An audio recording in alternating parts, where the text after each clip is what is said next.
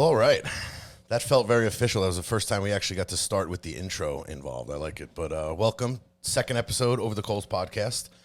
I like the fact that this whole shebang we're doing is unscripted and just off the cuff. I'm going to let everybody introduce themselves, please, if you don't mind starting. I'm Michael Ayoub from Fornino. How are you? I'm Angelo Competiello from A&S Fine Foods. And you're also his father. Well, you're right. That was more important. I forgot about that. Well, we're here together because the connection of us go back, I don't know how many years really has it been. Well, we opened up Cucina in 90. 90, So, wow. 33 years ago. All right, well, Wow, it's like yesterday. We were young then. Yeah, that's for sure. I was 7 and still the same height. But what are you going to do? So I want to start right away. And, Michael, I want to give you a chance to tell us about Fornino. Tell what you do. Well, Fornino is like the OG of wood-fired pizza in Brooklyn, New York. You know, arguably we started the wood-fired craze in New York. We opened up in 2004, so it's quite a while ago. And we've had multiple locations, different locations. We have 3 locations now in Brooklyn Bridge Park, Manhattan Avenue, in Greenpoint, and we also were selected to be the pizza for the Timeout Market. So we've been very special. We've had a great career, and it's something that it's a passion project. I've been cooking for, I don't know, I'm 66 years old. I started cooking when I was 13. I bought my first restaurant when I was 20. So it was a while ago. Very cool. And please, if you don't mind. I started at A&S in 1972 and worked with Anthony Chicatano. And then I went on my own when I was 24 years old, opened my first store in Westchester County, Yonkers. And now? And where are you? Now I'm in Norwalk, Connecticut, and Monroe, Connecticut. All right, that's Angelo Specialties Angelo now, right? Specialties now, yes, I am. All right, so question, how did you go from fine dining? Because what I remember as a kid was cucina, which we'll get to later, but how did you go from fine dining to pizza? That's what I'd love to hear the answer. Well, pizza, even when we had cucina, we had pizza on the menu. Mm-hmm. And at the time, it was a very, very thin pizza. I remember that. A really, really thin pizza. It used to break machines because there was such low hydration in it. And what we would do is we would actually roll out the pizza dough and cut it and stack it. Really? And then we would just cook it in the oven. So the oven we had at the time was a regular baker's oven. Mm-hmm. And we put some fire bricks in it, so now it became a brick oven. That's what I did in my household oven here, actually, when I first started learning pizza, which is great because when we first reconnected, obviously many years later, I was saying how I remember my first taste of gorgonzola, and I didn't know it was gorgonzola because I didn't eat it again years later. Was the 4-cheese pizza, the quattro formaggi. And I'm glad to hear because I've gotten into like Roman tonda style, and that's the same idea. It's the stack. Sure. So again, if you've read my Instagram posts, if you've seen my stories, you've seen that I talk about how when I was younger, we used to go to Cucina in Brooklyn, and we would sit with Chicatano, and we would have a meal, and I can remember almost every meal to a point. Thank you. And, so I weren't drinking it. No, well, that's it. But I always wonder, by the way, you can hear a fourth laugh in the background. That's Rick. Me. He's off camera. We can't fit all of us in this tiny little pizza kitchen. Definitely can't fit me in there. But, I always said, growing up, it was the food we ate at home. My parents, my grandparents, aunts and uncles, yada, yada, the fresh produce from my grandfather's garden. And I remember cucina because it was my first understanding or experience of a finer dining place. We ate country family style, which is my favorite. But it was the idea of, you had all the bean spreads and the quattro formaggi we talked about. And I could still taste the flavor. To me, it's interesting to know, like, the transition to pizza for some chefs. Because the way I can say it, and I don't mind saying it without naming names, some chefs, they phone it in after a while and just start pizza chains with no soul to it. But that's not what you've done at all. I still love what I do. I'm blessed. I really love what I do. I'm still doing it. I still write menus. I still get in there, a couple of times a week, get in there with the guys to make some new specials. We change seasonally. So it's always, like I said, I'm blessed to find something that I really love to do. So I never really toiled, all my life. I've been very, very blessed. So do you find that the obsession, like, and the love for ingredients just turns into that love for dough? Because the events we've done together, we've done doughs made with just beer and no water, with the spent grain grind, like different unique things that, there's great pizza all over the place, but not a lot of it is focused really in the background. And even maybe if a certain percentage of guys like me really get it and understand it, but you're still doing it that way. Cooking is one of the professions that you can never learn everything. If you're an accountant, you know all the rules, you know the laws. There's many professions, but the point is you could never learn everything about cooking. My family will tell you I don't watch TV. I'm always studying at night or writing another book, reading another book. There's always something. There's always something to be learned. So that's what the drive is for me. To always try to push it to the next level. And I've never sat on a laurel. We've had some successes, and actually Cucina was the first restaurant ever to be reviewed by the New York Times. Let's actually, since you mentioned it, let's go back and talk about Cucina, because I remember it 33 years ago as I was 7. Right. I can remember being there and sitting there and you guys all waiting on us, and the different bites and the feel of it, and it was unique to us. We didn't really go out much when I was a kid, and if we did, we went to local places. Right. Again, because look at all the food I grew up around. I mean, going out was like whatever. So what was, tell people that don't know about Cucina, it's been gone a while. So Cucina was, the name was Cucina for the fact that the kitchen was bigger than the restaurant. Yeah, that's great. Literally, and that's very rare these days. That's like my new place. Especially that, how was it, what square footage cost. So this Cucina was in Park Slope, Brooklyn, and it was in an area of Park Slope that, at the time in 1989, it was not as popular as it is today, obviously. So it was a pretty rough and tumble neighborhood. It was an old catering kitchen that the Chicatanos had, and they didn't really do very well with their catering. So I came and took over their catering company, and then I realized that there's a store next door. It was a glass store. And we punched a hole in the wall, and we went into the restaurant business. Everybody thought I was crazy to open up a restaurant on Fifth Avenue. And you were 24, you said? People, at the time, so I was 20 when I opened up my first restaurant, but that was in 77. So I was in '89. I was already a seasoned pro in my life, in my world anyway. So the issue is that we had hooking up with Chicatano. People who don't know who Anthony Chicatano is. That we should He was A&S Pork Store, and he was a pretty smart businessman, real pain in the ass at times. But, That's for sure. but he had 22 pork stores.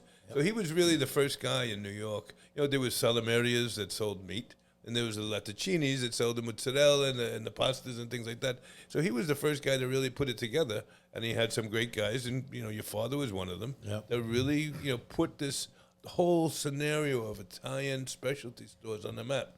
Because you still don't see that anymore. I mean, and really the amount of work. I mean, these guys made their own salamis. They cured their own, copas, their prosciutto, made the mozzarella fresh every day, fresh sausage, dry sausage. I mean, this was an art form. It's a different business now, and there's still many A&S stores around. There's still stores that are similar to. I find that there's not a lot of soul to a lot of them. They're not producing their own products like they used to. And to be fair, a lot of places don't produce their own products like they used to, just because the availability of producers of any quality. But times have changed. Also, the new generation came in. They don't really do what we used to do when we were younger. We learned from the old generation. But now nobody's teaching them. Right. You try to teach learn them. from, right? It's not the same. education switched a lot to YouTube, switched a lot to the influencers. And, there's a part of it that's good because they're spreading, people trying different things, I think. But people in a lot of these businesses, I feel like it's a lost art. I know a lot of stores that buy pre-made mozzarella. I know a lot of places that don't. Making the salumi is probably the hardest part of all that, especially now with all the regulations and whatnot. Sure. But at the same time, it's the business evolved. Growing up in his store in Thornwood, we butchered mostly. I mean, we had a 30-foot butcher case or Easy, 20. 30 feet. Yeah. So there was always butchering going on, the basis of it, but there was the prepared foods, the mozzarella, but it was like this core was meat. It was the production of meat and the scamorza and the mozzarella, and it's very rare to find that. I find that you see a lot of places now that are a little more the modern version of it. You could say hipstery for some of them, where it's maybe a little more of presence other than substance, but at least it's there. But like, tell everybody how you started with A&S. I know you said you started at Started washing dishes. well, No and shit, how old? really? Yeah, washing dishes. And you still wash dishes, Yeah, even though still tell wash people tell you dishes. not to. 67. No, I started in, But he's very good at it. Very good. I started making salumis, prosciuttos, capicola. We used to make all that when I was a kid. What You know, what age was that? What did you start? Well, 16? I think it was 16. Not even. And how did you pick it up? How did I pick it up? Yeah. By getting smacked in the back of my head by a Chicatano. That's the thing, is that there was a different form of motivation allowed back then. And you know what? For better or worse, when it comes to family or employees or workers, it shapes people in ways. Yeah, you don't get that no more, though. Today, you can't even yell at them today. Yeah, years ago, we used to get kicked, slapped. But listen, everybody came out, relatively. Black and blue. but they all got ahead in life, what they're supposed to. Right. Today, it's like, you try to teach people, they don't get it. They don't get it. That's why these stores are, how do you say, they're like dinosaurs. Mm-hmm. That's why. Absolutely, and unfortunately, a lot of those dinosaurs are going out. We lost Avella. What was the name of the place in the city? There's a lot that's going on, and unfortunately, I think it's a lot that the generation after the owners don't want to take over, or they don't have it in them, or they want to. There's a lot that also take it as more of a business and spread it out differently. Right. I know growing up, you didn't want me to do this, to be in the food business. You tell me to go to school, be a doctor, be a lawyer, and I just fell in love with it, and that's what happens. But for a lot of these stores, people didn't want to work like their fathers did. People didn't want that grunt. It's also, in those Italian stores, Chicatano used to open up at 6 o'clock in the morning. So why would you open up a retail store at 6 o'clock in the morning? Because Nona used to come at 6:30 and buy the food for the day. Right. Grandma, they didn't put them in nursing homes. Grandma was there. Somebody got her to the store. She came to the store. She went home and cooked all day long. Yep. That's It's another also, to have a store that has only meat and cheese is not very convenient today. Right. Of course. Let's face it, even as your stores have evolved, you have more butchering, you have items on the shelf, you have bread, you have sauces prepared foods and this and that. Because to go to one store for one thing, to park the car, it's a little bit more difficult these days. Absolutely. No, That's why we had to change from, when I first started changing the stores to prepared foods, the guys go, "Oh, you're crazy. We're a pork store." That's not what it is today. Husband and wife work today. Nobody, they want to come home. They come to the store, buy dinner ready made, and they go home. Sure. Well, and that's how it is. When did that transition start?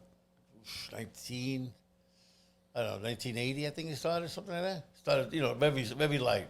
Started. But that was in the first store in Yonkers. Which First is store still in there in Yonkers, A&S Pork Store. Right. Your brother, my uncle's still there. Now it's 43 years. So 43 years. Yeah. So 16 years old, you started where in the original location? The original location on Fifth Avenue and Carroll and Garfield, Brooklyn. Okay, and It was a block away from Cucina. that's what I was just going to ask. I remember it being close to Cucina. My mind tells me it was across the street, but it was down the block. It was because Chicatano owned these buildings. Yeah. He was buying these buildings when nobody wanted them. Yeah. and now you can't afford. Smart guy. Smart. Very smart guy. But I have an expression. To stand still is to fall behind. Yep. So they really you have to keep evolving. You have in, to. in your business, Absolutely. whether your menus, your business. Food. I'm in the kitchen 40 some odd years. The things that I learned 40 years ago aren't really applicable anymore. That type. Granted, there's techniques that will always be there. When I teach for CCNY at times, and the first thing I tell them when I have the whole class in the auditorium, I said, I don't want you to learn a recipe. Mm-hmm. And they went, like you hear the in the room. I said, I want you to learn technique. Mm-hmm. If it was only about recipes, there's millions and millions of cookbooks out there. Oh yeah, If it was only about recipes, everybody would be a 4-star chef. Yeah, absolutely. Yeah. But it's technique, and there's certain nuances and technique of things that's where the chef, that's where somebody will teach you. That's the difference. Mozzarella. We all make mozzarella here, and you and I have been bantering for years, Angelo. Who makes the better mozzarella? Your son's pretty damn good too. Yeah. But it's the most simplest recipe in the world. Think about it. cut the mozzarella somehow, whether you're on a guitar, your hands, or this, hot water and salt and pull. That's it. Okay? That's the recipe. That's it. And Okay? you know- Who makes garbage? Who makes stuff like the cardboard? Exactly. Who makes things that'll melt in your mouth? Right, exactly. That's the thing. And when I do demos, when I do consultations on mozzarella, people are like, oh, that's it? Like, look, the process is easy. I can make 40 pounds in 10 minutes. But it's about the consistency. It's about knowing when the water's too hot, knowing when there's too much salt. It's The age of the curd. I mean, It's the feel of it, it's the temperature of the curd. Exactly. Who left the curd out overnight? You know, who cuts it on the guitar? I mean, there's a million variables in it. Well, nowadays, and it's a trend right now to make hot mozzarella tableside at some places. To me, hot mozzarella is always the same. It's always great. It's creamy. It's salty. It's delicious. To me, I've always said the mozzarella, it's good when it's been made 4 hours ago or taken out of the fridge 4 days later. That's when it really. And a lot of people do these demos. They're stretching the curd to the ceiling and all that, and it's great and it's creamy. But we, as mozzarella makers for retail, when we're making, whether it's 100 pounds in the morning or 500 pounds for Christmas, it's all about that person taking it home and how they store it and how they eat it. And it still has to be a good product. I mean, for many, many years, I made the mozzarella. Once I got to about 1,000 pounds a week, my shoulders were starting to give out, and I actually do have arthritis in my left shoulder because of it. But That's it? The reality is so far. Both of my hands. But the reality is, I would refrigerate the mozzarella for one day. Just to give it a little bit of age to the mozzarella. Would actually make it to develop the flavors a little better, especially if you're going to use it on pizza. If you're going to slice it fresh on a sandwich, a little prosciutto mozzarella, put a little pesto on it, you have to do arugula. that. You gotta have Absolutely. that fresh off the pizza doesn't work. See, but that's where I see the difference between the stuff done for social media or tableside at restaurants that are trendy. It's the flash, it's the hot cream mozzarella. It's always good. The difference in understanding a product to me is how it as it develops, and what you're using it for. The way I make mozzarella and we make mozzarella is a very quick process compared to a lot of people. And why? Because we're using it as something people could eat on their own. It's not going to be melted. It's not going to be cooked in the oven or on a pizza or something. So I feel. Do you feel like, even though we have all this education out there with YouTube and consultants and whatnot, do you feel that there's a loss of that of technique focus? So you keep mentioning YouTube. Just because you see it on YouTube doesn't mean it's right. Exactly. I mean, Thank I you. mean, You got that on record, Yeah, right? that's a great point. I like that. I mean, really, it's like, it's on the internet. It must be true. Like, Well, you gotta that's- be kidding me. nowadays, these guys are a bunch of I mean, that's there are some people that are very knowledgeable. There's no question. Yeah. So let me put that down. But there's some people that don't know their ass from third base, and because they put it on YouTube, now they're authorities. Yep. Exactly. I mean, where do they get? Where'd they come off with? They made mozzarella one time. I mean, all of a sudden they're authority on it. I've spoken about it a million times. How That's the problem. many tons of mozzarella do you think that you my God. possibly made? I in could your never- think about it for 1 second. Just how many tons? Hundreds of tons. What did we figure out? It was Hundreds. about because we used to check at the end of the year how many boxes of curd we bought at our stores. So, what did we figure? It was about 25,000 pounds in the stores now. A year we're making year. average It's by hand. 10 tons. Yeah. That's 10 tons a year. By how many are you doing this? Like 80 years now? That's a lot of cheese. That's a lot of cheese. Yep. And that's in one store. In one store, yeah. Yeah, so you're talking about it's really hundreds of tons Yeah. of cheese. And you know what? Besides the chitarra, it's by hand. The curd, we use a pre-made curd because how can you make that much curd? Yeah. But you couldn't have all besides- that milk. What would you do it all that way? I had a customer come in the other day, and she goes, "I'm going to go learn how to make mozzarella." I said, "Wow, I could teach you." No, this guy does it from scratch. Oh. He told me to bring a gallon of milk. Okay. 1 gallon? 1 gallon of milk and, gonna make and a a bowl half a to put in pound. the microwave. Out of the milk, you don't get hardly anything out of it. Especially the ultra homogenized, Yeah, pasteurized. exactly. Right. Pasteurized, yeah. Unless you use 2 quarts of heavy cream with it, you make something. Right. I was like, okay, whatever. Well, you have to I've learned to listen to people talk about what they're doing or the classes they're taking or the YouTubes and kind of step back and just let them, because I appreciate somebody who wants to learn. It's not always great, or sometimes it's the incorrect way or person to learn from, but one thing I grasp a lot in what I do is people that are interested in, you know, because look, you say you can make a dough that you fermented for 5 days with this crazy grain, this, that, and maybe 10% of the people are going to really care. Yeah. But those 10% of the people I connect with the most. You know, it's, nowadays, especially with pizza, there's ubiquitous pizza everywhere. Whether it's sliced pizza, wood-fired pizza now, or fake wood-fired pizza, whatever you want to call it. And they always say it's like sex. Is there really any bad pizza? We've all had a cold slice at 3 a.m. and it's pretty good. There is bad pizza. Yeah, well, that's And there's also bad sex. that's for damn sure. But you know, the idea is that it's such a swarm of pizza makers now. You know, and how many are putting soul into it? How many are buying? You know, I know people that buy dough, and you know, but nowadays people are considered authorities just because of one slice of pizza someone has, or because one YouTube video, what have. Well, everybody's got these new. Everybody at home has these new uni ovens and backyard ovens and stuff like that. You know, so there is a great interest in pizza. There's no doubt about it. Hopefully, we're going to open up a dough business to sell the dough to these people. Seriously. Right.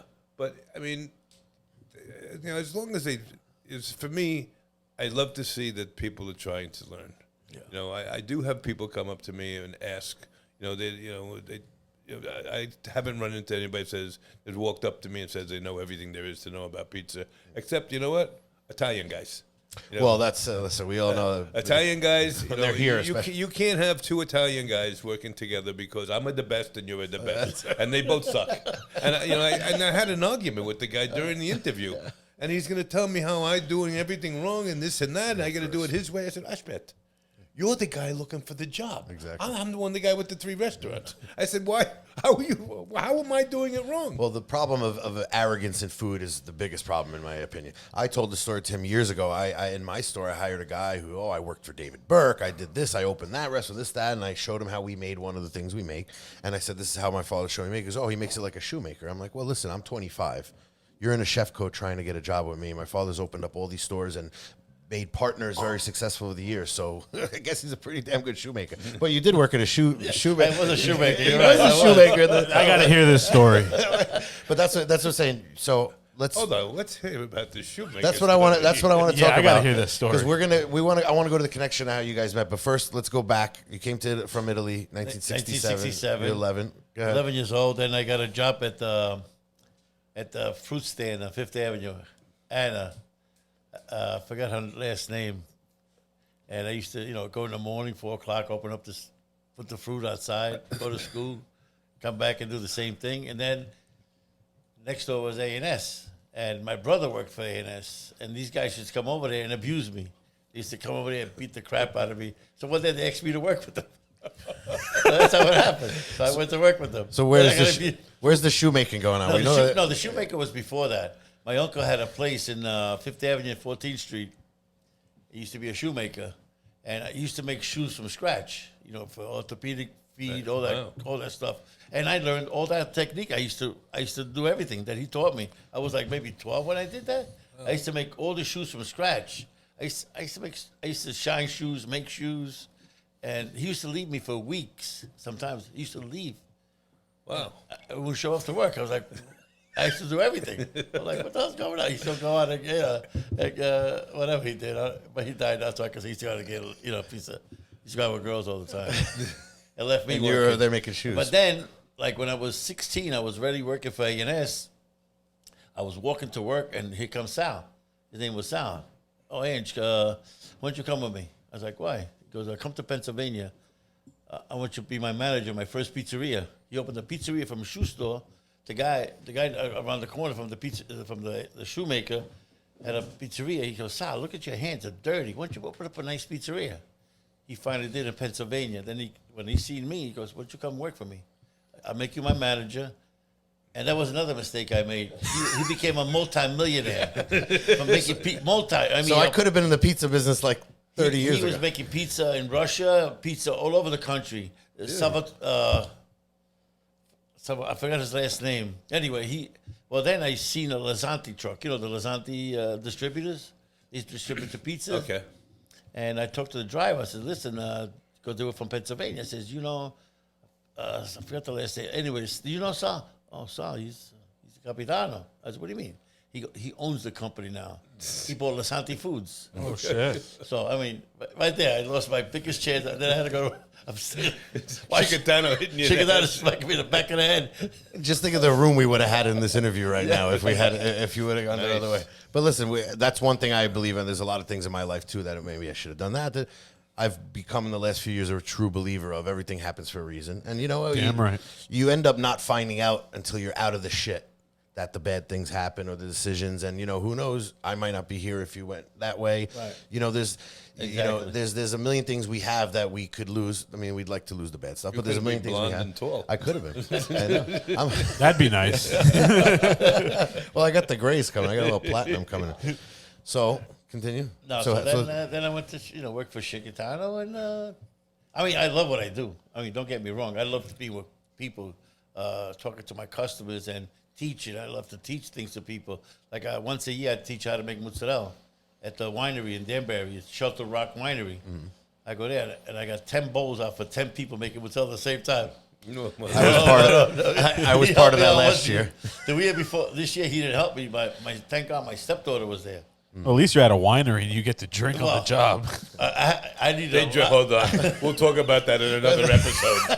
I need a lot of drinking. Try to teach 10 people at the same time. No, don't do this. No, don't do that. No, you're doing this wrong. I was like, drove me crazy. Everybody thought, one lady goes, I know what I'm doing. I know how to make mozzarella.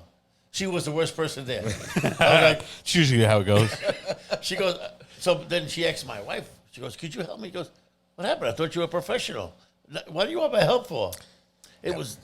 So, that's what I do. I love to be behind the counter, talk to people, be in the front of the counter. That's what I do mostly, talk to people. Because I love it. It's something that, that's all I've done. That's it. I can't go back to shoemaking. She's not there. Well, nowadays, now you don't even wear. You're like me. You wear flip flops half the time. But no, that's the thing, and I think the education part of food is my favorite part of it. And if it's as simple as telling people about a piece of cheese to buy rather than the same provolone they've been buying their whole lives, or it's making a dough a different way, not just the typical dough and water. There's something about that connection with someone who just wants to hear. And I love hearing down the line someone like, look, you turned me on to this restaurant or this recipe or this method, and that's all I do now. And I love that part because that's how my cooking and my career has evolved. Because, like I said, eating the things at Cucina back in the day gave me a taste of something that wasn't. I mean, we used to have rabbit there. I think we used to have all these things.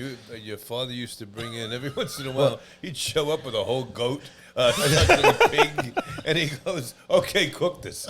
Well, that's what I'm saying. So, how did you guys? Do you remember the initial meeting or the time frame? What it was like? How did you guys meet? I'm dying to hear this. Well, I made with the Chick. Yes. When Chick, So he showed up with the Chicatano one day, and he came in the kitchen. I was young. Let's face it, I was young. So I was what? 30, so how was I? 30 years old. yeah, I was 24. Yeah. I was 24 when I met him. Right. So Yeah. I mean, so we young. We were Yeah, both we were young. Yeah. Both young. Yeah, but I learned we used to be young, you know. I don't give a Yeah, shit but what you say. I learned a lot from when I used to watch you do all the cooking and everything. Yeah. I mean, Cucina's line for, hence I said how big the restaurant was, but the hot line was 33 feet long. Yeah. Then we had a pastry shop in the back of it. Oh my God! And a salad store in front of the salad station in front of that, takeout store in front of that. I mean, the kitchen was 100 feet long. It was 2 dining rooms, right? There was Then, one. well, we Yeah. opened Yeah. up one first, and then there was the bakery. That was the Carroll Street Bakery, and we punched another hole in the wall because after a while, after the first year, you couldn't get in there. You'd really have to, know somebody to get in there. It was that special. And you mentioned it was written up by Zagat. No, the Times. Times. Oh, the Times, excuse me. The Times was the first restaurant to be reviewed by the Times. Yeah. Wow. Because they couldn't not. That says do something. it anymore. Could not do it anymore. I mean, it was such a powerful restaurant. It was a lot of fun, really just. It was a very special restaurant. Actually, I had dinner with some people last night. Some of the old waiters. They were all my age, and how we were reminiscing how we worked hard. We were young. We were really, really young. We were 30 years old, working really, really hard. Actually, some of them worked in my first restaurant when I was 20, and I had to wait for my 21st birthday to get my liquor license, and they worked with me there. I mean, we had the name of the place was Scaffolds, and Mimi Sheridan at the time, she would we used to call up and we were looking for a review at the time. She goes, "Oh, I'll never come to Brooklyn. I've heard about you, but I would never come to Brooklyn." And she never did. That was a woman of conviction, very strict. She was the critic for the New York Times at the time. But we had, we were a group of young people. So all the people that are with me, we worked together. At that time, they're all gone on to be very successful in the restaurant business. That's what happened at A&S. Same thing. We all started in the same store, and everybody went out and opened their own places. That's why you got to look at that. We started from nothing, and everybody became something. But everybody went through a long time of working with you guys, working with Chiquitano, all this. I find that, I worked with you from when I was a kid till I was 25. Nowadays, and I talk about it all the time, about people that, they try something once, they make it once, or they follow YouTube, this and that, and they don't want to work for someone. I don't need a boss. I don't want a boss. I'm going to open my own place, this and that. And that's fine. And if they're successful, I never wish anybody bad luck. But I find that growing in a business it doesn't have to be super young illegally, like when I was a kid, but, growing. Hold on, you were the son. I know. You're lucky he fed you. But growing in a business and learning every aspect of it, from washing dishes to being the mozzarella maker or the chef or whatever, is kind of dying off. It's either oh, there's Luna. It's either the idea of you start somewhere, you get a little bit of chops, you go out and do your own. You got to go fund me. People hand you money, and you open a business. And that's a rare opportunity. The reality is, in today's world, it's so expensive to open up a restaurant. For a guy for a kid with that attitude, really, either you're coming from a wealthy family that daddy's going to fund it. But, what investor is going to come after a kid that, I did a YouTube channel 3 times. Well, that's the thing. One of the things that we do have in common, none of us went to school to be chefs. No. None of us, we were schooled the old-fashioned way. People ask me, we're the school of hard knocks. Yep, Yeah. that's right. That's, I think, still to this day, would I have learned different things if I had gone to school? Sure. You learn some different things. But, the techniques and the work and the work ethic, you can't teach in a classroom. No, can't. No, and it's a different business that I remember when I was a kid, so I don't even know it nearly as much as you guys. It's a different business in many ways. So the education part of it is also going to change. But you're the next generation now, so you're opening up a store. Yeah, I'm opening a new spot, a totally different design, a hybrid of a few different, formats, and we'll see how it goes. Tell me about your store. Well, we talked about it the first round, but it's going to be, takeout based, kind of like take an A&S pork store and focus it way down and add in a wood-fired oven and some wood-fired pizza. And it's like I said in the first episode, it's an ever-evolving idea. Right. But for me, food is. Every restaurant is. You don't write this one menu and you die with it. It's always something to see what's going to sell, what's going to not going to sell. You're getting a lot of maybe we expand on this and that. Once you put your foot in the water, you'll know. You take a temperature. well, yeah, and that's what I'm all about. As long as I get to make food, as long as I get to, and just like Cucina, it's going to be 90% kitchen.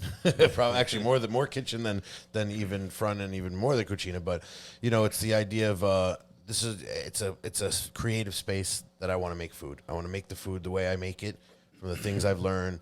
Whether I do crazy traditional or my version of something, and it's just an idea of being able to educate and to cook and to do it on a terms. And, it's not a GoFundMe fuel thing. And that's the thing. It's when I mention places of people that they open up, they put a GoFundMe, they raise $100,000, they open a place. Sometimes they flop, sometimes they don't. But it's the idea that I worked a long time like you guys under someone to learn, and then finally you get a chance. I got a chance at 25 to open my store for my father, and here I am now at 40. I feel like those stories are just less and less. That's why we have this podcast, to talk about the old days, to talk about how things transition. And I find the idea of transitioning from Cucina to pizza very interesting, because I'm transitioning in a lot of ways from the pork store business to We're talking about food, right? Yeah, no, the other transition. You got to clear the air. I already got tits, but that's from burgers. But so one thing I want to bring up, because we talk about, evolving and learning different things. I didn't know when we reconnected, you're also, as a hobby and also you're a glass blower. Yeah. So. Did that have anything to do with the glass store that you knocked the wall over to expand Cucina? No. That's a good question. I was wondering the same thing. I've been waiting for this moment. That was plate glass. So one of the culinary arts is blown sugar. And when in my fancier days, in scaffold days, which was really more of a French, high-end French restaurant, I learned how to blow sugar. So those little swans on your wedding cake are not supposed to be plastic. So I learned how to blow sugar, and I was very involved in it. And actually, I competed internationally, and I won first prize. Wow. In the 80s. Blowing glass. Blowing sugar. Okay. Blowing sugar. So I had opened up the food service at the Brooklyn Academy of Music. And across the street from the Brooklyn Academy of Music was Urban Glass. Urban Glass is the world's largest public access glass studio, and it's located in Brooklyn. So I walked in one day, and I said, I'd like to take a lesson. She goes, who are you? I said, no, I'm nobody. I would just like to take a lesson. He goes, well, we give classes. I said, no, I prefer to take a private lesson. So Jane Bruce was my first teacher. She's a wonderful Australian woman. I'm still in contact with her.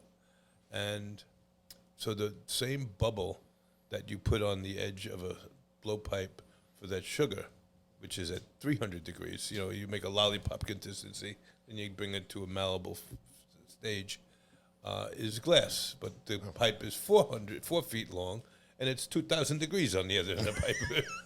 So once you get over the heat part, I had the technique of the bubble part, and I have sculptures in Las Vegas in the Venetian Hotel. I have sculptures in Foxwoods.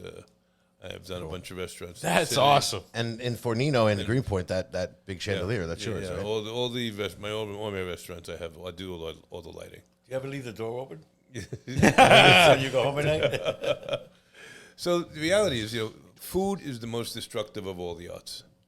So for the glass, the permanence of it is the only thing I have. I mean, we've all been sitting here, we're talking about, we're cooked for the Last Supper, but the point is, what do we have to show for it? I mean, really, we don't have anything. So the glass, that's true. Having to something that that's tangible. Exactly. Yeah. That and I actually never thought of it that way. I'm glad to get that feeling of why you do it, because to me, food, the only thing that comes from it or remains from it is the memories, the stories of whether it's coming in the back of Cucina with goats or lighting fires in Brooklyn on the street.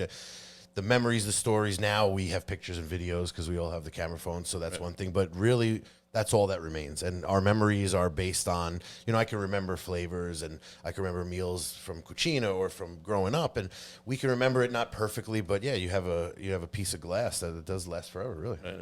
So that's really cool. I like that. I have a question I'm dying to ask. Since I'm in front of three gentlemen that have been in the restaurant and culinary space for years, what's kept you guys in it? Why do you keep doing it? Because it's not all sunshine and rainbows. That much I know. There's hard times, and I'm curious to get into some of the lessons, some of the hard lessons learned. But what's kept you guys in it for so long? Why don't we ask the old guy first? It's a passion that you have. And I came from Italy. We lived in a farm. We were 14 in the house. So whatever you ate was from the farm. Some days you didn't have anything. So when I came to America and I started working at A&S, I was like, wow, I will never starve here. And that's what made me learn. I wanted to learn. I wanted to do. Because I watched my mother make pasta. My mother used to make supersad, prosciutto in Italy, pancetta. She used to make all that stuff. I said, so why don't I take a little bit of that and keep going with it? That's how it started. Well, it's a necessity. I mean, people don't really understand the romanticism of Italian food, especially now as tourists and with social media and these restaurants that are, whether it's pizza in Naples or whether it's, risotto in the Veneto, there's the romanticism. But the real basis of Italian food is a necessity. It's what you have in the farm, what you can afford, what you can make. And that's where some of the best dishes we have, whether it's traditional Italian or the evolution of Italian-American from the people that came here to New York, to Connecticut, to Pennsylvania. It was always a necessity. I remember one time, a friend of mine who's a real ball breaker, he made a bresaola. I have a very good memory, and it could be a curse, but I remember he was breaking chops about the bresaola. He made the set. I remember you had said something along the lines of, the real Italian food is what we grew up with, is what we had to eat. Well, and that's Cucina della Nonna. Yeah. I mean, that's what it is. You went outside, Yeah. you grabbed the zucchini, you killed the chicken, you got an egg, I mean, you had some piece of cheese and Nona put it together. Yep. I mean, there was no strict recipes. No, there's I no mean, strict recipe, it's no. whatever you have, and that's I mean, that's really that's to me. I that's the type of food I love. I mean, I have a garden in my house. You know, we go outside. You have a garden out here. You go outside. You got an eggplant. You got a pepper. You got this. You got a piece of super sada, prosciutto, and you make a dish. Yep. That's what it is. Yep. You know, And the it's- availability of food was, it wasn't, like I said, I always go back to the word romantic because it sounds greatly romantic to have your grains from the fields and your food, but really that's what you had to eat.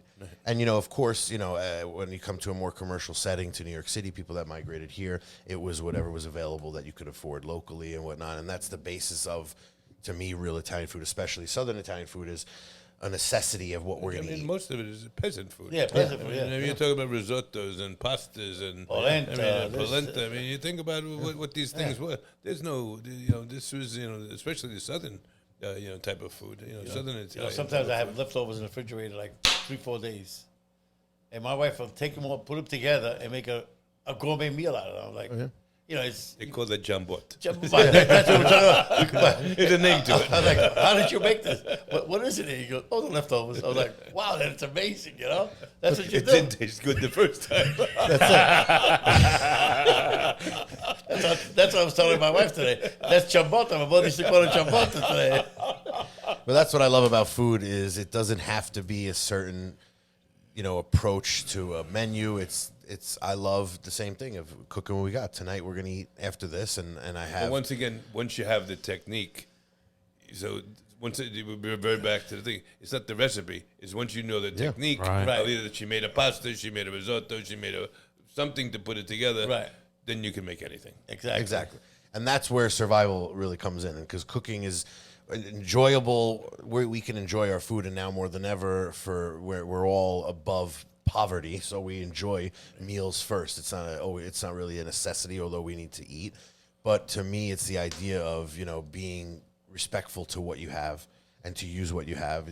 And ingredients can be made in different ways. And some of the best meals I ever had is just like he said, what was left over from the day before, or what was overabundance. You mentioned to me growing up, you guys ate too much polenta, I think. Oh, yeah. And then That's all we had. You were poor. Polenta was you had polenta with everything. but now you can get a side of polenta for 12, 15 Right. bucks at a restaurant. Yeah. So that's the fun. And you know what? There's nothing we could do about the commercialism of product, obviously. But what I try to grasp on is people that care about what they do, and that's why we're here, and that's why the show is here, because I don't need to be considered a great chef or a great anything, but I want people to understand that what I do and what we do, it has the same motivation. It's to preserve tradition, but it's also to feed people. I mean, at the end of the day, we're here to feed people. Sure. And we feed ourselves as well. But, it's not about flashy, sometimes we have just tomato salad from the garden. Sometimes that's... I mean, being a chef is one of the most selfless things you could do, because everything we do is for somebody else. Yeah. That's a great I mean, point. After cooking all night long, you're working in the store and this and that. Sometimes I go home and have a piece of toast. I Yeah. I ate chips and I wanna eat what guacamole the last chef night. eats. I send out a piece of toast. There you go. I know. Yeah, yesterday we cooked a huge charity event for the Ashley Lauren Foundation. We cooked tons of beautiful prime steaks and cheeses and all this stuff, and we ate at midnight guacamole and chips. It was delicious from his store. It was very good. But that's the now you see the memes there of the cooks and the chefs sitting on the milk crate. It's not always that way, because now you have to provide someone with a certain time of, lunch, and they got to sit there. But I remember some of the best meals I ever had was us in the back of the store on the milk crate with our aprons slid over so we don't get dirty. Well, not that we weren't dirty already. And eating whatever, piece of bread with a piece of cheese or a salad or something. Right. And those are the best meals we had because we savored it. We were starving. I mean, There's something to be said for spaghetti aglio at Yeah. midnight. Oh, yeah. Well, we used to end a lot of parties at the old house back in the day when I still lived with you with, like you said, spaghetti aglio. That's right. Drunk on homemade wine, which once again we're always drinking homemade wine in the show. So don't mind my plastic glass. I actually just smashed the glass right before we turned the camera. It's good on. luck. Is this from This is the homemade wine that we make. Yep, Shelter Rock? from Shelter Rock. Yep. So what I want to know, Rick, how are we on time? We're good. We're at 45 minutes. I think All we're right. good. Yeah, we're good. So you mentioned that you teach. Now, you've mentioned it before to me in passing, a few different things you teach, but Tell me more about that. Who are you teaching and what kind of stuff? For a while there, I was teaching at CCNY, and there was a woman called Ann Nurse, and she was an old friend of mine, and she was an Italian teacher, a school teacher, Italian cooking teacher, and she was, she's of the James Beard era and Julia Child era, and I would do her event at the Beard House for 20 years. She got a little old. She is older now, and she's in a nursing home. But she's the one that really got me involved with CCNY. Mm-hmm. So CCNY, I would go 3-4 times a year and teach a class to these kids. So this is where I would start. I would love that. It's really one of my greatest gifts that I 150 kids in front of you, and they're all young, and they got their books out, and they got their notepad, and I don't want you to know a recipe. I don't want you to remember a recipe. It's just like starts off. They get it. I got their attention right away. But and then I would always do a class on a mozzarella and pizza. And actually, what I would teach them because they had these little grills at the school. I would teach them grilled pizza, which was still one of my favorites. But what's this? You keep telling me about these tomato seeds, which I'm going to remind you next year because I want them. Okay. What's this? The tomato seed program. That's very interesting. Some people call me the tomato whisperer. I like that. I've collected seeds throughout the world, and I grow every year about 400 tomato plants. Holy shit! And I give away 300 of them, 325 of them. I give away to I supply a farm out in Remsenburg, Long Island. There's a youth organization in East Hampton, and year after year the list gets a little longer because once I give you my tomato plants, you'll never go anyplace. I keep else. hearing.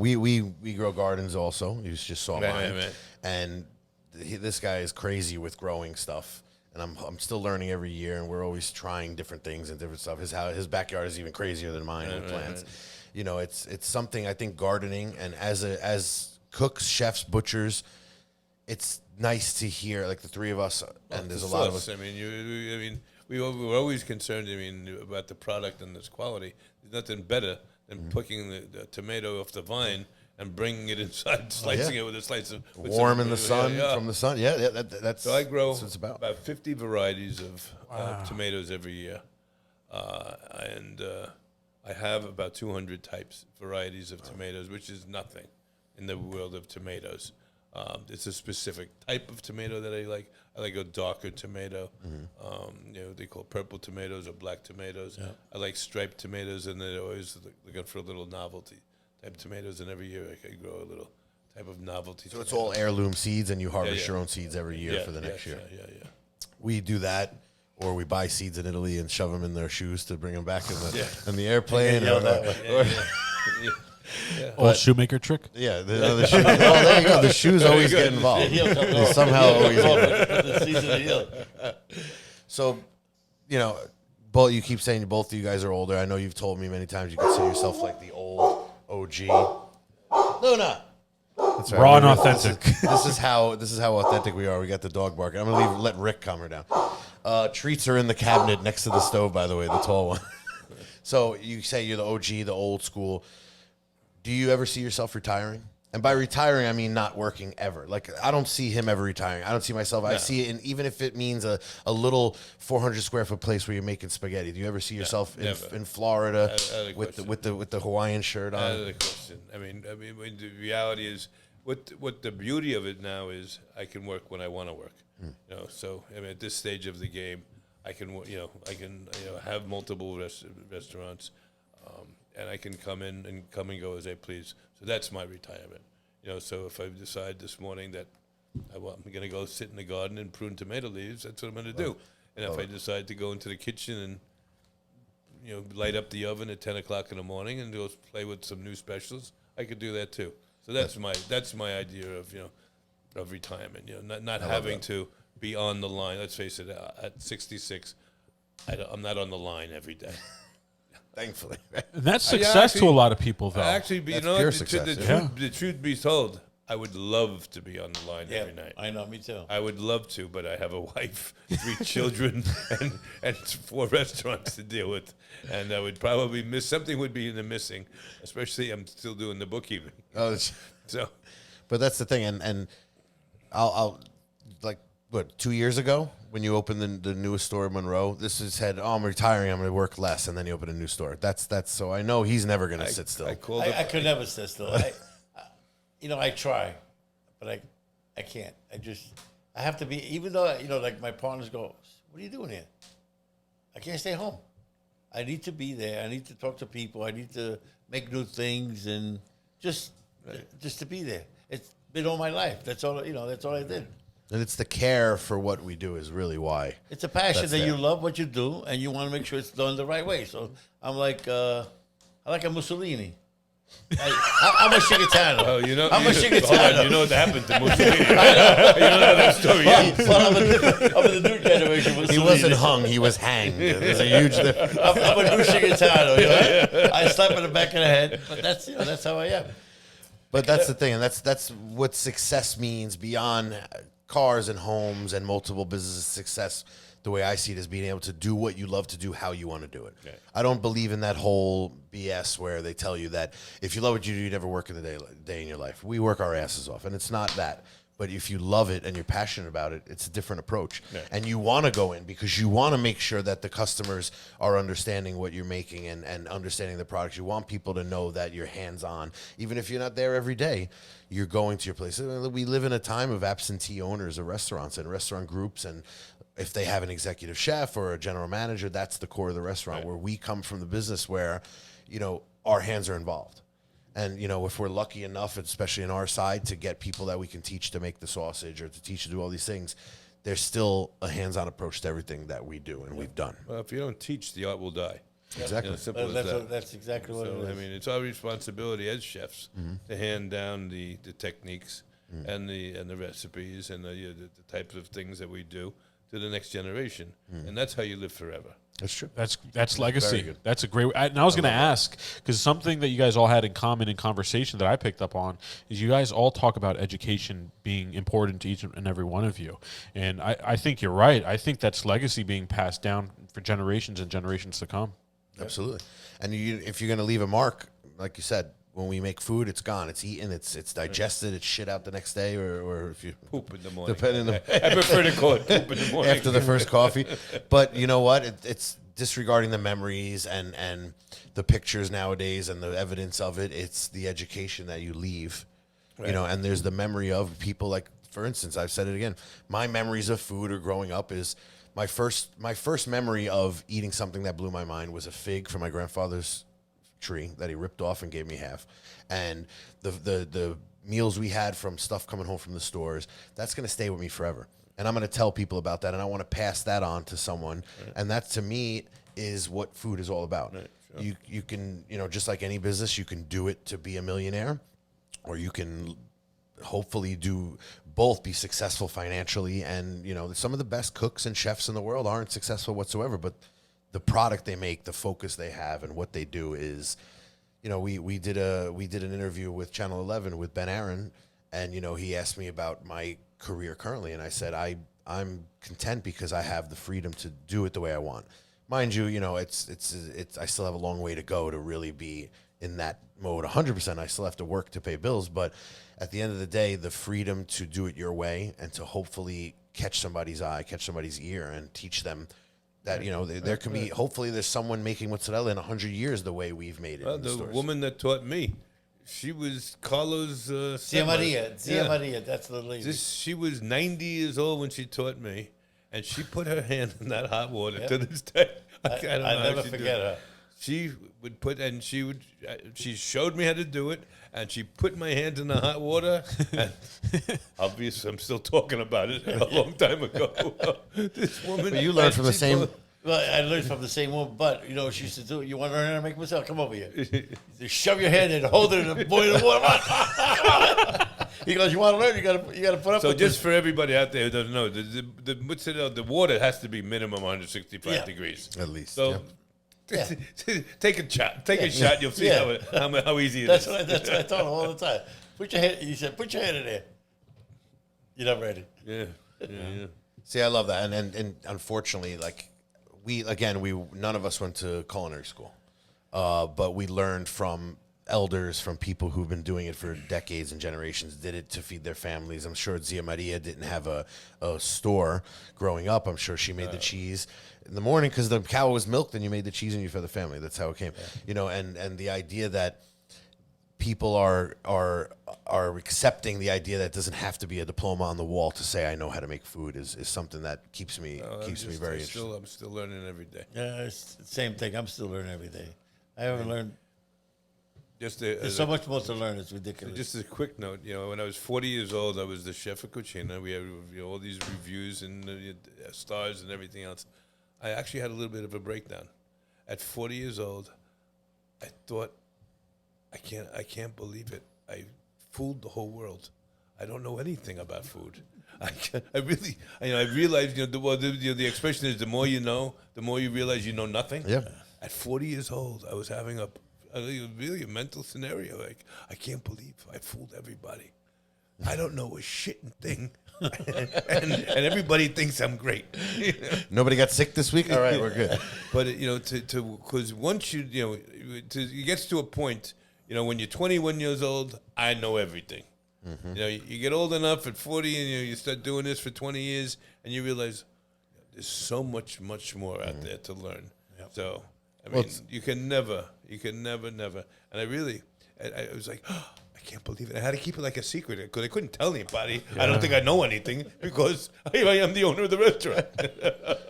faking it till you make it. Hey, but there's something to be said about that, not to get philosophical, but a lot of the greats have also said that.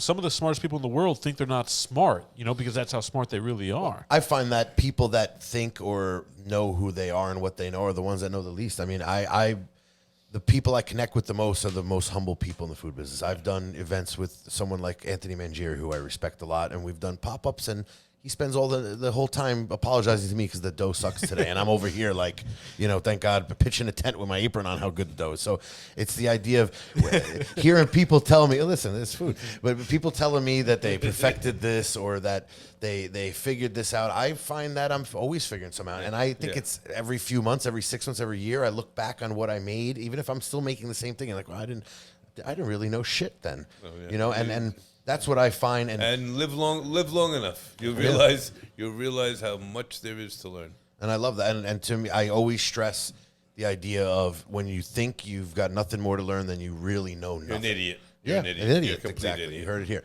and that's the truth. And that's why we're here, because we're not ego-based guys.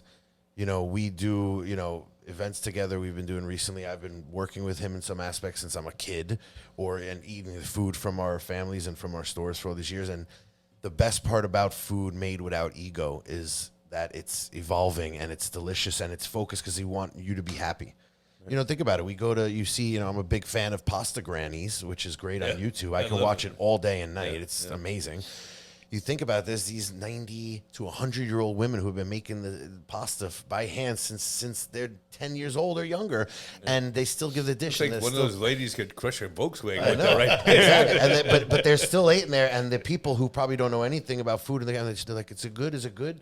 And I love that because it's fucking amazing. Just the idea, and I feel that something that's ingrained in me from us, because we always try to make the products we make the best we can. And it's never like, hey, try this, you're gonna love it. I've done pop-ups with people like, oh, try this, the best thing you ever tried. You never ate anything like that. Half the time, like, you're right, I never ate dog shit. But at the end of the day, to sit down and say I don't need to learn anymore is the worst part about that's food. When you think you know everything, you know nothing. That's when you really your mind shuts down. And you don't learn. You can't learn anymore. Absolutely. So before we start wrapping up, I want to know, do you guys have any, mind you, this is an uncensored show, but there are repercussions nowadays. So, that. So do you have any old stories you want to tell? Something to either together or an old memory or something? They're giving each other the look. He's got more stories than I do. Something tells me you've witnessed some of these stories. No. I'll narrow it down to make it easier, because we could, and I would love to one day, turn the mic on and all of us eat and drink and tell stories and all that. But tell me something that gave you either an awakening or gave you an understanding that you knew food was going to be in your life, or gave you an understanding of the time. Think about something that just stays with you after all these years, about when, like, whether it's the times late at night in the restaurant, or it's time. What's a great memory of those days? I mean, I always say I wish I was 20 years older to be around back in the day when Cucina was around, when you're going to the markets every day and making 1,000 pounds of sausage every day. But like what? So every day was a new day. I mean, when you talk about stories, I mean, you're looking for like some silly stuff that the guy burnt it and we botched it up again and again. Tell me a Cucina story. Maybe involve Chicatano or something that I want to hear something. Chicatano. Well, good thing he's dead. Because, Oh shit! Because he'd be in jail. I'll give you a Well, few there's stories. that. There's that. I mean, he would tell he would say things to women that were so politically incorrect. I don't even want to say it. I guess I'm becoming Chicatano. I do the same thing to women next door. No, So I'm like, some days I'm like, people say, "Did you really say that to that lady?" I'm like, yeah, I guess so. She laughed. She loved it. Yeah, I guess. He used to get away with it. Sometimes Because they I'm don't old. love it. I'm old. I could get away. well, you've reached the creepy old man thing where you're kind of like, just ignore him. He's just a creepy old That's what I man. said. He's don't worry about him. He's old. That's funny. He's harmless. Yeah. But I remember going to Cucina and we always chat with Chicatano. And I remember never being able to, I never saw a menu there. I never remember being able to order everything. I remember we used to eat. We could have the good dessert when he was there. Well, the dessert, that's something we talked about when we first Used to connected do a the few years ago. peaches with the wine all the time. I loved the Napoleon. Oh, okay. That's something that to this day, the Napoleon, the pasta with the ricotta and cherry tomatoes, and the pizza. So tell about So that. the Napoleon was we actually made our own puff pastry. Oh, I can never forget that. We made our Napoleon. And so the Napoleon was of bananas and strawberries, and it was a creme mousseline, which if you don't know what that is it's a pastry cream that's folded into whipped cream, so it's very light. And so we opened at 5 o'clock. We didn't assemble the Napoleon until 6:30, because that would be the thing would last 3 hours. Right. So each layer we would coat in sugar to caramelize each layer, so that the cream would not go into the pastry. Mushy. And it was 3 layers, and we would cut it. It was people. I mean, they see it. I mean, like you said that. I mean, it's legendary, that friggin' Napoleon. I was talking to my daughter. I was going to see you tonight. He goes, "Is he going to have a Napoleon?" That's what we say. They say it to me. Did you get the Napoleon recipe yet? Because I don't eat Napoleon cake because it's usually it's soggy, garbage. Yeah, cold, yeah. No. cheap cream. And this was like that. To me, in my head, it's like fresh whipped cream, fresh berries, and this crispy, crunchy. The figs. We used to make it with the figs. Oh, What do you remember? Favorite dishes from Cucina? Mine was the 4 cheese, and like I said, if I knew it was gorgonzola back then, I would have eaten Gorgonzola. I I've didn't. always been a I didn't gorgonzola. touch gorgonzola until I was probably in my early 20s because it's one of those things you don't realize you like the rabbit. When I didn't know I ate rabbit my whole life because you told me it was chicken. But like, Every once in a while, he'd show up with a capucel. What am I going to do with this? no, dishes. There were so many there. It was just incredible. I never forget that place. I remember one year I went there. It was like 10 o'clock at night. Place was packed. It was me and my brother-in-law. They had no room. He put the table in the kitchen, and he set us down in the kitchen, and we ate like animals. I mean, it was like those things I'll never forget in my life. No matter, even when I have Alzheimer's, which I know I'm getting it, I will still remember that. What? What? Yeah, it's No, there was a lot of fun. That was Really, crazy. we had a lot of fun in those days. and the breads used to make the garlic breads and all the. I learned a lot from you. I really did. Oh, thank you. I used to look up to you. I still look up to you. oh, Well, Because it's you a little still- shorter. Yeah, your belly button looks good. But I will say, because one thing I can say to my father, and he knows, one thing that I hate about the way time has gone in life is the disconnection and the loss of people in life. And it happens naturally. People move, they hate each other, this and that. I'm happy to say that what was 2 years ago or so now that I got to reconnect you guys after about 30 years. Yeah, I haven't You know, seen you in a while. And back then it was Gabuzzella in the kitchen of Cucina with 30-foot line. You said 33-foot line. and Yeah. now it was a rooftop in Fornino in the pier. So Right. what do you see? I mean, obviously we can't, tell the future, but what do you see the future for yourself? I'm involved in the beginning stages of a very big project, which I will have probably 1,000 seats, Whoa. three pizza ovens, and a big electric deck oven in the basement I love that. In Brooklyn? in Brooklyn. Very cool. We're gonna wait till we're gonna have to tease it in the future. Maybe get you back, or maybe we can go live. yeah. That'll be our second episode. We'll have to go. Once it comes out, I really can't just announce it for there's many people involved in it. Absolutely. It's a very big project. Well, we love building up the anxiety Yeah. of people listening. Like, I Get can't people's wait. There's a mouth safe, rooftop yeah. involved. There's there's a lot of stuff. I love that. Can't wait. What about? Also, I'm asking selfishly as your son, like, what the hell are you doing? What are you gonna do? I don't know. Still do what I do. Make mozzarella every day. Every day. Every day, make mozzarella. Take care of my garden. That's it. I don't know. It's not a bad life. I'm gonna give you some tomato plants next year. I'll put you on the list. We're remembering this because I'm dying for Yeah, this tomato plant. Yeah. Listen, me and him spent the last trip we went to Italy was 2 weeks, and we went all the way from Emilia Romagna all the way down to Irpina, and we're the assholes that are going everywhere looking for. Excuse me, is there a garden store somewhere looking for seeds? Like that's what we were doing. Just eat the tomato. If you like a tomato, save the you're seeds right. from it. No, but I was all over Italy looking for the wild strawberry seeds. Okay. They didn't even garden center didn't even know what I was talking about. Then one day I came home and I went to see my nephew. He's got a garden center in Somers. I said, I told the wife, I said, Jennifer, where can I get these seeds? He goes, I sell them here. The fraise de bois. Yeah, The small the small little strawberry. Meanwhile, I travel all over Italy looking for it. Nobody knew what the hell I was Well, I talking have the about. ones growing in the Alp. They call them alpine sometimes. The alpine strawberry. sure. They're I have them growing in the actually, back. they're white if they're called alpines. Yeah. But I never, I always wanted these seeds, and I couldn't get them. I come to America, there's my niece sells them. Around the corner. I'm on the corner. I'm like, Meanwhile, we're over here getting our bags checked and held against the wall, cavity searches, because we got bags of seeds in yeah, there. big seeds. But that's what it's all. To me, that's what it's all about: is the hunt for the ingredient or the seed for the ingredient or the next level of the business. In it, whether it's in a new format or it's in the same format, it's the idea of always growing. I mean, what do you are we close, Rick? We're doing this is our first real episode. The first episode was Rick interviewing me, which is nobody cares. But how are we doing? Are we good? We need that. We need You to be guys, behind the glass. yeah, totally up to you guys. There's no rules. That's the cool thing about doing it raw and authentic. If you want to wrap it up, just remind people where they can find everybody. Where the stores are, where the restaurants are, what you're doing, so people can find you. Yeah, let's do Let's that talk for about sure. you a little bit because you're talking about Well, me and him. I mean, what are you going to do in this store? I mean, I know that you've had this little store. You want to do what you want to do. I know. I mean, Lord knows you're the king of porchetta, which we bought that porchetta and we actually cooked it. I don't know if you know. I'll show you the video of it. We cooked it over open fire. Oh, you did? Oh, wow. Yeah. Wow. Yeah, 5 hours. 5 hours. That It came looked out beautiful. unbelievable.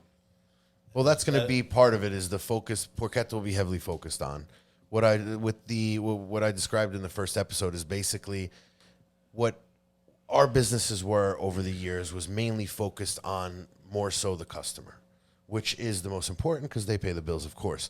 But in that, we did lose a lot of what we did at home and what my grandmother did, your mother did, and the way we ate things, and because it just gets lost in translation. Or sometimes especially in the past when there wasn't an understanding, like you can Google anything now and find it, or YouTube and find it. It was recipes changed because of the customer base and the availability. What I want to do is kind of bring that back, get rid of that.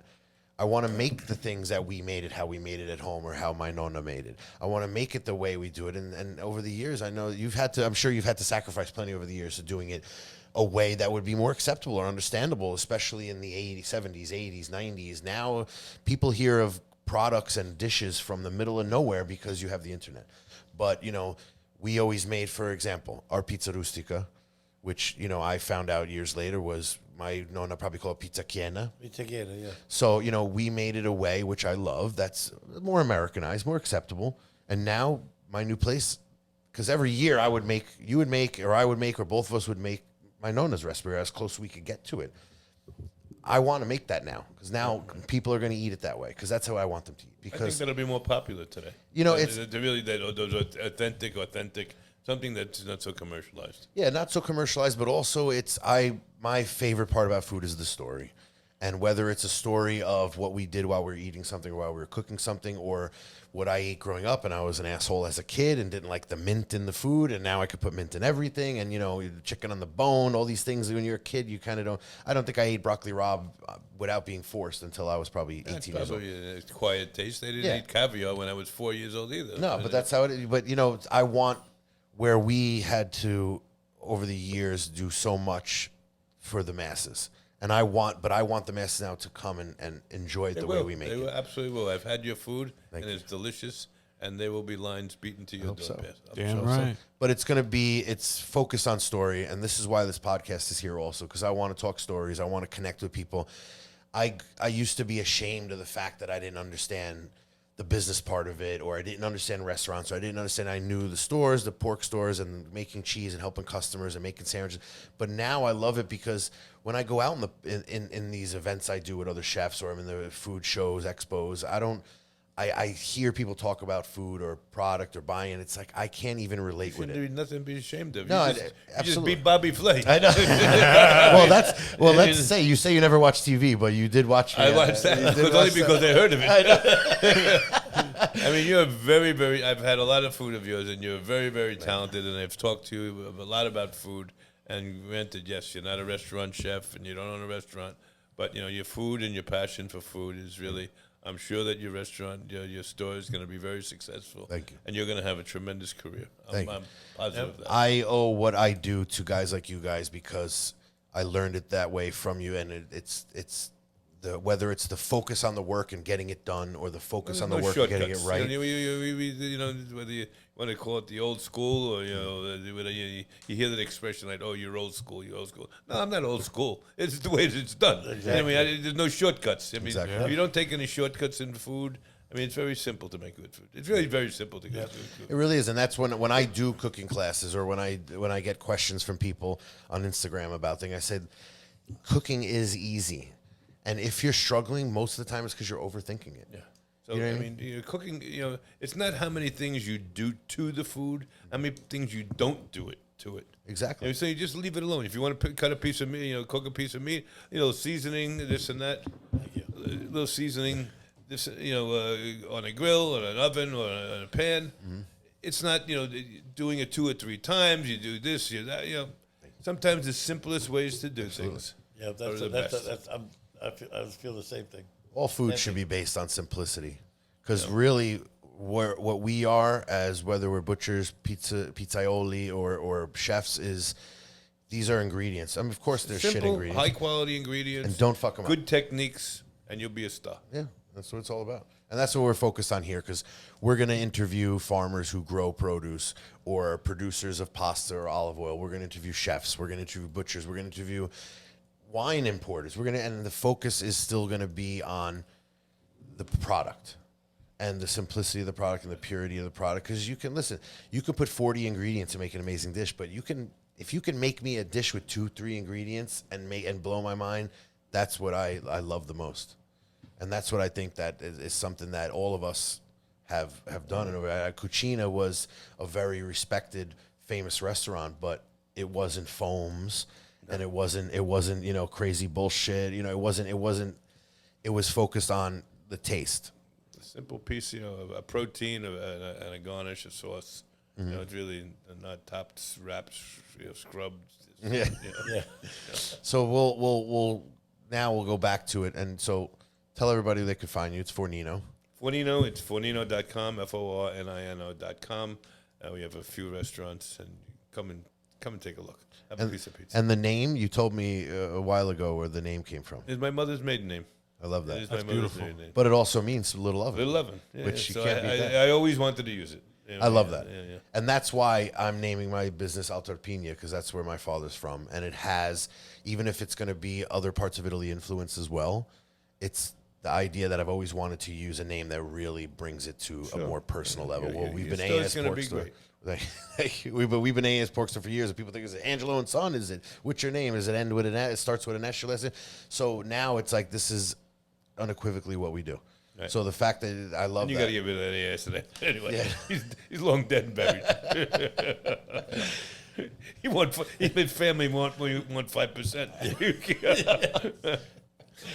And we know, like you mentioned, Monroe, Norwalk. Yeah, Monroe, Connecticut, and Norwalk, Connecticut. And it's Angelo Specialties, Specialties, which finally yes. has an Instagram 31 years later, has social media of some sort. Yeah, but hold on. I don't do my Instagram No, I either. know. Give him a break. Yeah. Well, someone else should do it besides him, and that's a different story. I know how to turn on the phone, and that's it. Very But, good. yeah. Old school. Very good. Not bad.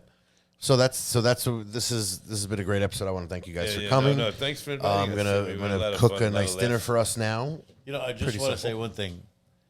All the original ANSs, all the old school guys, there's only 5 of us left. Really? There's only 5. All the other ones are all passed away. So I'm like, I think I'm the 4th in line to croak. To go. Yeah. So 2 more have to die before you to go? It sounds like a Harry Potter plot. That's right a now. hell of a way to Call finish them an up, ask them how episode. they're feeling. hey, Gennaro, how you feeling? Did you ever think about putting life insurance It's policies on Mario these guys? Bruno and Joey. Oh, my God. And we were with Mario and Bruno in Florida Yeah. a few months. Was it last year? Yes, yeah. Yeah, it's Mario's Meat Market in Fort Myers is Vincent Pica and his father Mario Pica, and then Bruno, who was your boss back in the Yeah, day. Bruno from Staten Island? Yeah, Bruno, yeah. Oh, my God. He's retired. And his brother owns the store, Mario. He used to own the stores in Massapequa and Franklin Square and all Right, those right, stores. right, so. right. This is what we need to do for another episode. We need to get another cog in the wheel from back in those days and get down to the nitty gritty of. We need a wheelchair Or a shovel. They do. They really and a police escort. 4 lawyers. 4 of the best lawyers in the country. Brings guns, buddy. and everybody's getting frisked before you come in. Guns, money, and lawyers. Oh, I love it. So again, that's Fornino.com, and it's also Fornino on Instagram. There's Angelo Specialties on Instagram as well. I don't know if you have a pre-recorded version of it, but we are sponsored by Hardwood Brothers. Hardwood Brothers just supplied me with a shitload of wood for the Ashley Lauren Foundation event yesterday for supporting families with children with cancer in New Jersey. Wonderful. I saw your pictures. Yeah. It was a great event. It was like 90,000 degrees out, but I still built a huge fire and grilled about 100 pounds of steak. And they supported us for that. They were one of the sponsors, and they, again, pushed us to create this platform, which is unscripted, unedited. We have wine, we have fire. There's nothing planned. Fire, 2 good. seconds over a cigarette. Rick and I talked about, okay, what should we start with? And, it's going to get better as it goes on. It may get worse, but, I hope to have you guys back in one This way, could be shape, or form. the height of it. Yeah, I mean, This is the Angelo and I, pinnacle. I mean, I don't know if you're going to get any better than this. Episode 2, we're going out on top. Cancel it all. Broadway next. But it's been great talking. I think we've gotten through a lot, but I think we could probably do another 10 hours, but I'll save it for more because, more content, more episodes will bring in more sponsor us. But thank you again, and I'm going to hopefully, give you guys a great meal now Thanks before a we lot. go. And, Thank you for everything. Thank and you. check us out. We're gonna create an Instagram soon. I think let's make this official. Go on hardwoodbrothers.com. My code is Angelo, ANGLO. Get a discount on great kiln dried firewood, and hopefully, I hope you enjoyed the show and give us some feedback. Tell your friends and, tell us who you want to hear from also. If you have a chef that you want to learn, there's going to be no influencers, there's going to be no gimmick bullshit chefs. These are going to be people that we admire for what they do with food and what they don't do with food and how they approach it. Have a good night.